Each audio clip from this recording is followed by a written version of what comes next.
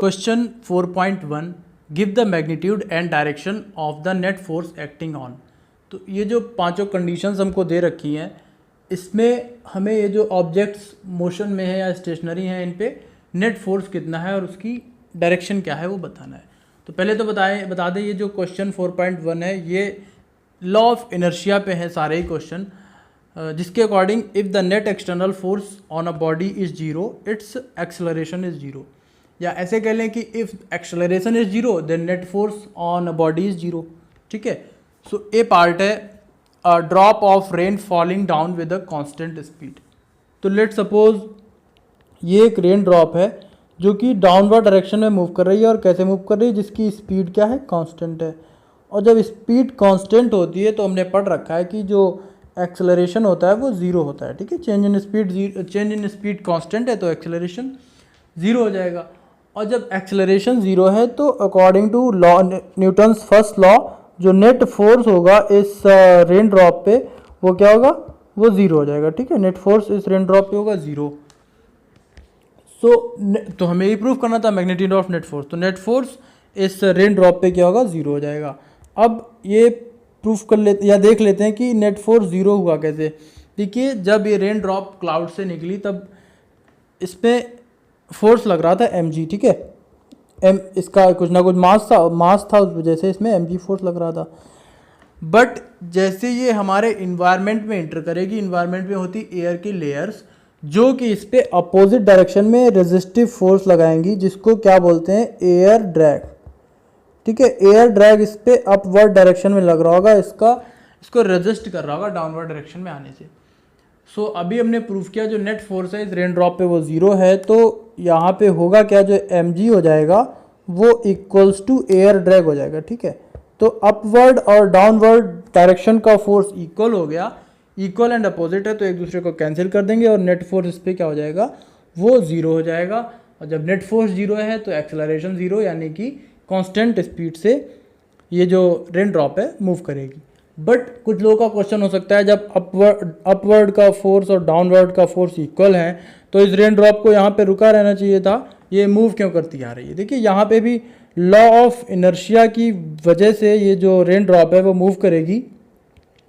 जब ये rain drop cloud से निकली, ठीक है, तो इसका कुछ ना कुछ मास था, तो और ग्रेविटी की वजह से, ग्रेविटेशनल एक्सेलरेशन से ये मूव करने लगी रेन ड्रॉप। ठीक है। सिंस क्लाउड के पास की जो एयर होती है या एटमॉस्फेयर में ऊपर चल जाते हैं तब एयर उतनी ज़्यादा डेंस नहीं होती है। जब हम जितना एटमॉस्फेयर के अंदर आते हैं एयर डेंस होती रहती है। तो जब ये रेन ड्रॉप डाउनवर्ड डायरेक्शन में मूव कर रही है और एयर उतनी डेंस है नहीं, तब ये एक्सेलरेटेड स्पीड से मूव करने लगी। जैसे जैसे एयर की लेयर ने इस पर अपवर्ड डायरेक्शन में फोर्स लगाना शुरू किया, इसकी स्पीड धीरे धीरे कुछ स्लो होने लगी, और जब ये एयर ड्रैग इसके इक्वल हो गया mg के, ठीक है, तब इसकी speed acceleration net force zero हो जाएगा। ठीक है। अपवर्ड और डाउनवर्ड का, तो स्पीड इसकी कांस्टेंट हो जाएगी। तो जो एयर ड्रैग होता है वो फ्रिक्शन के तरह ही इक्वल, लेस देन और इक्वल टू होगा। mg के या तो लेस देन होगा या इक्वल टू होगा। ठीक है। रेजिस्टिव फोर्स है तो एयर ड्रैग है, इस केस में यहाँ पे mg के इक्वल हो गया।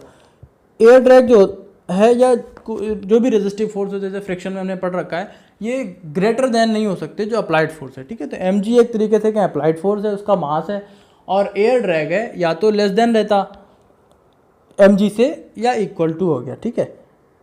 तो लेस देन रहता तो एक्सेलरेटेड स्पीड से आती, और इक्वल टू हो गया तो अपवर्ड और डाउनवर्ड के फोर्स इक्वल हो गए।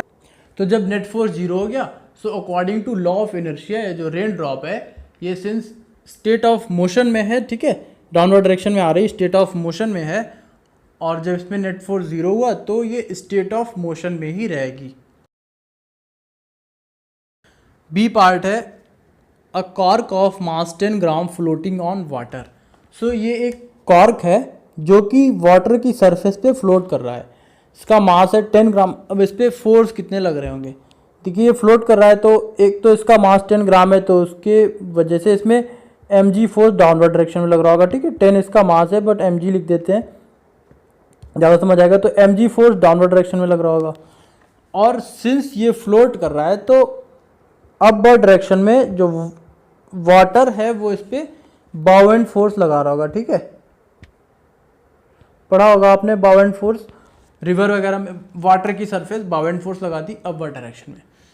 सिंस ये फ्लोट कर रहा है तो ये mg जो होगा, mg इक्वल्स टू किसके हो जाएगा, बाउंड फोर्स के इक्वल हो जाएगा, ठीक है। ये जो फोर्स लग रहा है बाउंड फोर्स के इक्वल हो जाएगा, तभी ये फ्लोट कर रहा है। और यहाँ पे वही बात आती है, जो एयर ड्रैग है या टेंशनल फोर्स होता है या बाउंड फोर्स है, वो फ्रिक्शन के जैसे ही होते हैं बिल्कुल, यानी कि लेस देन और इक्वल टू होते हैं। तो बाउंड फोर्स जो होगा वो, क्योंकि यहाँ पे दो कंडीशंस हो सकती थी, या तो ये कॉर्क डूब जाता, डूब कब जाता, जब ये बाउंड फोर्स है वो लेस देन mg होता, ठीक है। बाउंड फोर्स अगर लेस देन mg होता तो ये वाटर की सरफेस इसको रोक नहीं पाती और ये डूब जाता।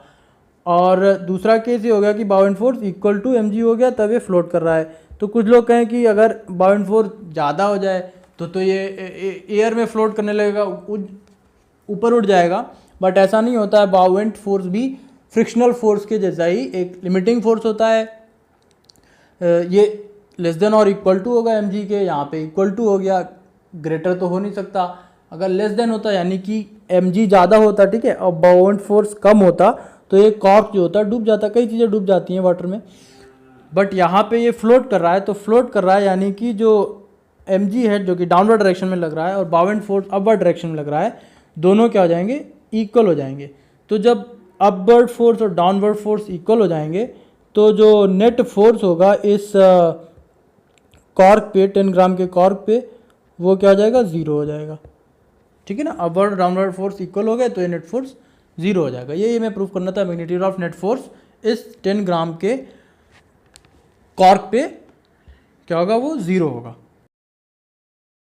सी पार्ट है, kite skilfully held stationary in the sky.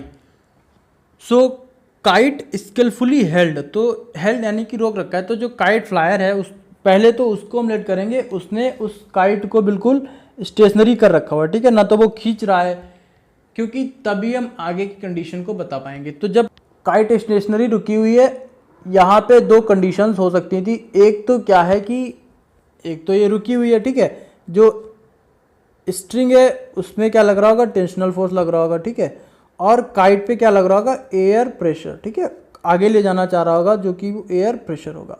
Air drag जो होता है अभी पढ़ा हम लोगों ने, वो रेजिस्टिव फोर्स होता है, ठीक है, और एयर प्रेशर है वो पॉजिटिव फोर्स कह सकते हैं एक तरीके से। तो वो उसको आगे ले जाने की कोशिश करेगा काइट को। अगर ये जो टेंशनल फोर्स है वो कम हो एयर प्रेशर से, ठीक है, एयर ज़्यादा, हवा ज़्यादा तेज चल रही है और टेंशनल फोर्स, स्ट्रिंग तो पतली होती काइट की, तो क्या होगा, ये जो स्ट्रिंग है वो ब्रेक हो जाएगी, ठीक है, और काइट उड़ जाएगी। दूसरा केस क्या हो सकता है कि ये जो टेंशनल फोर्स है वो कम है, या कह लें कि एयर जो है वो उतना ज़्यादा तेज़ फ्लो नहीं हो रही है, तो ये स्ट्रिंग ढीली पड़ जाएगी और ये काइट क्या होगी, वो नीचे आने लगेगी, ठीक है। ये दो कंडीशन हो सकती हैं, बट वो कुछ भी नहीं हो रहा है। हमें दे क्या रखा है, काइट इज स्टेशनरी, ठीक है, यानी कि काइट जो है वो रुकी हुई है। तो रुकी हुई है तो उसका मीनिंग ये हुआ है, जो टेंशनल फोर्स है, ठीक है, काइट फ्लायर है उसको हमने बिल्कुल फ्री कर रखा है, उससे कोई यहाँ पे इफेक्ट नहीं कर रहा है वो काइट को, ठीक है। तो उस केस में जो टेंशनल फोर्स है वो किसके इक्वल है, एयर प्रेशर के, ठीक है। तो यानी कि जो अपवर्ड फोर्स या कह लें जो फोर्स काइट को उड़ाना चाह रहा है और दूसरा जो काइट को रोके रखा है, दोनों ही इक्वल हैं, ठीक है। अपवर्ड फोर्स और डाउनवर्ड फोर्स दोनों इक्वल हैं। और हम ये भी कह सकते हैं कि जो इधर से एयर होगी, एयर का प्रेशर होगा, इस डायरेक्शन से एयर का प्रेशर होगा, सारे ही फोर्सेस जो हैं वो इक्वल एंड अपोजिट हैं, तभी ये स्टेशनरी है, ठीक है। वरना इधर का फोर्स ज़्यादा, इस डायरेक्शन का फोर्स ज़्यादा होता तो काइट इस डायरेक्शन में मूव कर जाती, इधर का फोर्स ज़्यादा होता काइट इस डायरेक्शन में मूव कर जाती। So kite is stationary, neither it is going upward nor string slack हो रही है। टेंशनल फोर्स कम है कि ये नीचे की तरफ आ जाए काइट, ठीक है, स्ट्रिंग ढीली पड़ जाए। जब तो इस केस में हो क्या रहा है, ऑल द फोर्सेज, यानी कि किसी भी डायरेक्शन जो अपोजिट, इक्वल एंड अपोजिट हैं फोर्सेस सभी डायरेक्शन के। सो इस केस में जो नेट फोर्स होगा काइट पे वो कितना होगा, 0 हो जाएगा। ठीक है,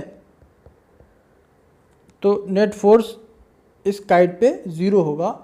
इसको लॉ ऑफ इनर्शिया से भी समझ सकते हैं, न्यूटन्स फर्स्ट लॉ से, कि सिंस ये काइट स्टेशनरी है, ठीक है, या स्टेट ऑफ रेस्ट है, रुकी हुई है, तो इस पे जो नेट फोर्स होगा वो 0 होगा। ठीक है, या तो कांस्टेंट वेलोसिटी से मूव कर रही है कोई ऑब्जेक्ट, या स्टेट ऑफ रेस्ट है, रुकी हुई है, उन दोनों केसेस में जो नेट फोर्स होता है उस ऑब्जेक्ट पे वो 0 होता है। तो यहाँ पे जो सी पार्ट है, इसमें काइट पे नेट फोर्स क्या है, वो 0 है।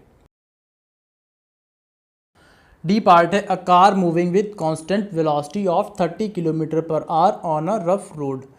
So car moving with constant velocity, तो ये जो कार है ये इस डायरेक्शन में मूव कर रही है और उसकी वेलोसिटी क्या है, कांस्टेंट है।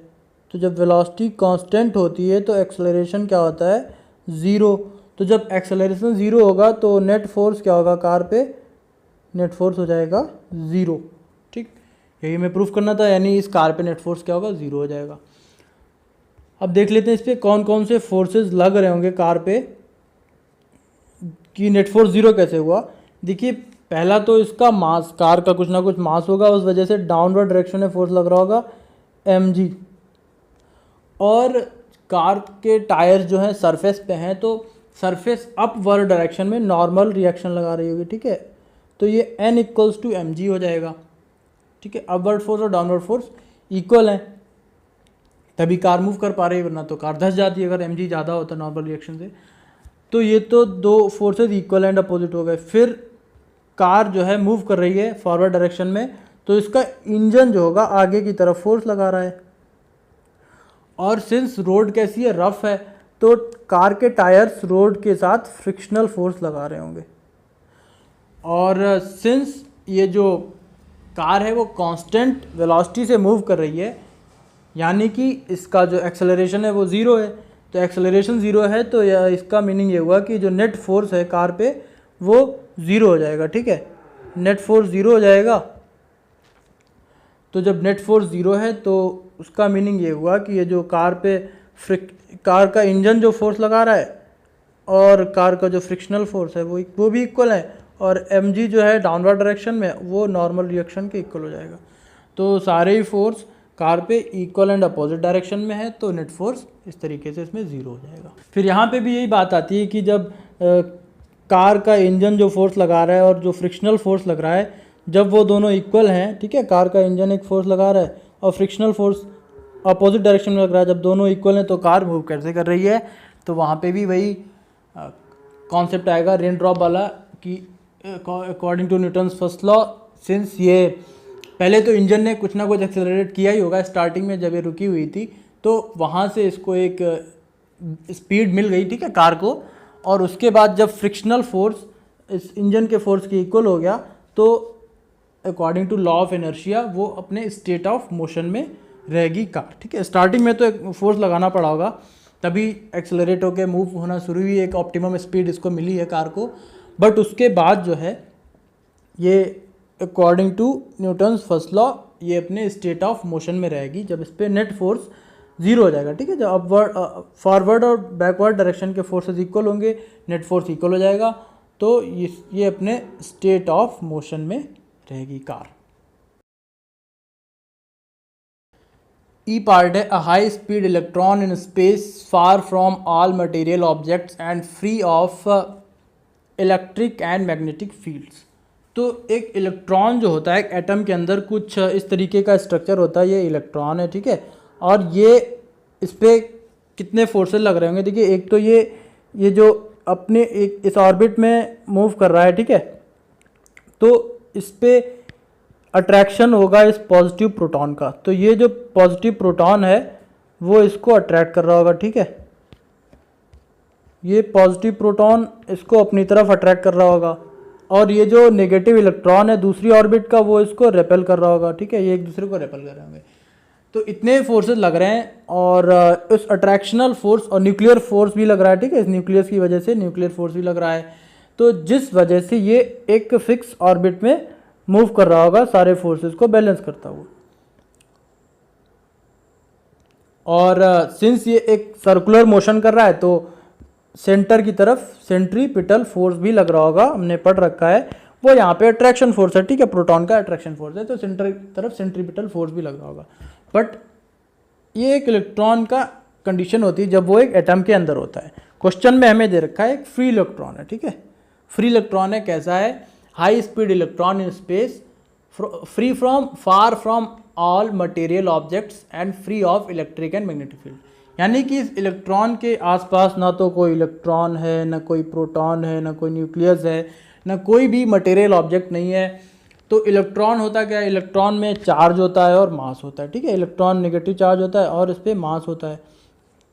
But since it is in space away from electric and magnetic field, तो सिंस इसमें आसपास कोई भी इलेक्ट्रिक और मैग्नेटिक फील्ड नहीं है, तो ये कोई भी अट्रैक्शन, जैसे यहाँ पे प्रोटॉन से अट्रैक्शन हो रहा है या फिर रिपल्सन, यहाँ पे इलेक्ट्रॉन का रिपल्शन हो रहा है, कोई भी अट्रैक्शन या रिपल्सन को एक्सपीरियंस नहीं करेगा, कोई भी इसमें अट्रैक्शन या रिपल्सन नहीं हो रहा है। तो नेट फोर्स जो होगा इस इलेक्ट्रॉन पे जो नेट फोर्स होगा वो क्या हो जाएगा, जीरो। सिंस किसी भी डायरेक्शन में फोर्स लग ही नहीं रहा है तो नेट फोर्स क्या होगा, जीरो होगा, और ये फ्लोट कर रहा होगा जिस भी स्पेस में है वहाँ पे, सिंस उसमें कोई फोर्स लग नहीं रहा है। तो इस केस में ई पार्ट में भी जो नेट फोर्स होगा इस इलेक्ट्रॉन पे वो क्या होगा, ज़ीरो होगा। क्यों, क्योंकि सारी फील्ड जो इस पे फोर्स लगाती हैं अट्रैक्शन या रिपल्सन का वो यहाँ पे एब्सेंट है।